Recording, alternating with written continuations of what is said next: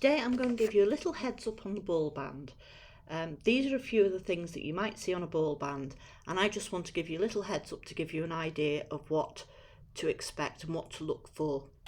And I'm just showing you as an example what you might see on a double knitting ball band to start off with. And if you get used to that, you can start looking at 4-plies and darrans and chunkies and everything and just see the difference. So first thing you're going to see is a little crossed over symbol here with a number and millimetres underneath, and that is like a little pair of knitting needles crossed over. So that tells you that if this was on a ball of wool that you're going to knit, you would use 4mm knitting needles to get the best results for that ball. Okay, that's what the manufacturers are suggesting. You might want to go a little bit tighter than that, and that's okay. It really depends how your tension comes out. You'll also might see a crochet hook on there, and the crochet hook is also for double knitting wool.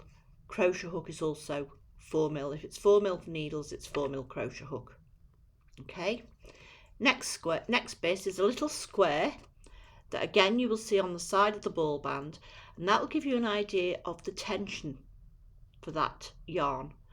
And on this it's 30 rows and 22 stitches, so the one across is 22 and the one at the top is 30. I haven't really drawn the square very well or to scale, but that is just to give you an idea of the symbol that you're looking for. So anything with a square with numbers on the side will tell you the tension, stitches and rows that an average knitter will get knitting on a 4mm needle.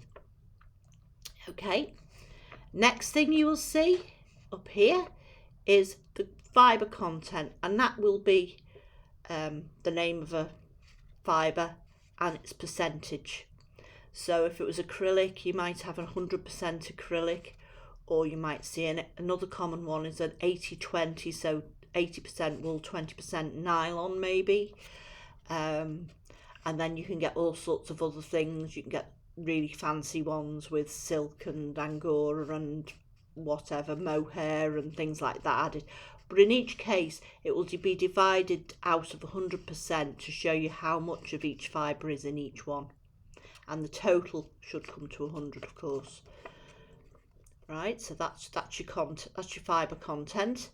Next one, you will see a colour number, maybe for the yarn you're using. So you'll see two numbers, possibly. As I say, they tend to use colour numbers, maybe a couple of letters with them to describe the colour. And then the other one, which is more important, is the dye lot number.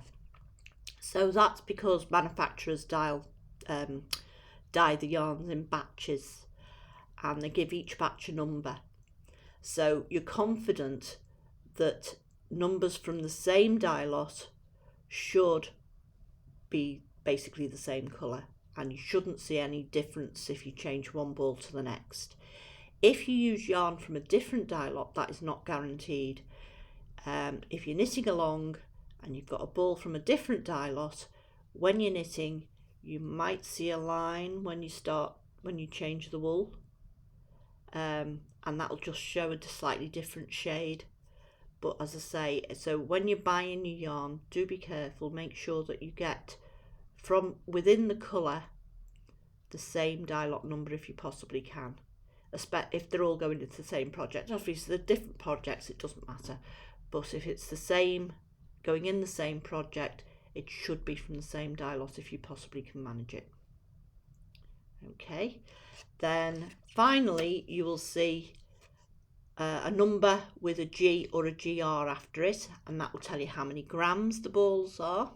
So it's usually 50, 100. You can get some 25s. Let's see what very fine mohair comes in 25 gram balls, and that's very, very lightweight. But then you get quite a lot on it because it's so lightweight. You'll get a lot of wool on there, and the length will be quite long. So that's where I come to meterage, and the meterage is how many meters in a particular ball. So for instance, if I have something thick like an aran, I will have less meters than if I have fine yarn like a sock wool, for instance, which will have something like 420 meters in a 100-gram ball.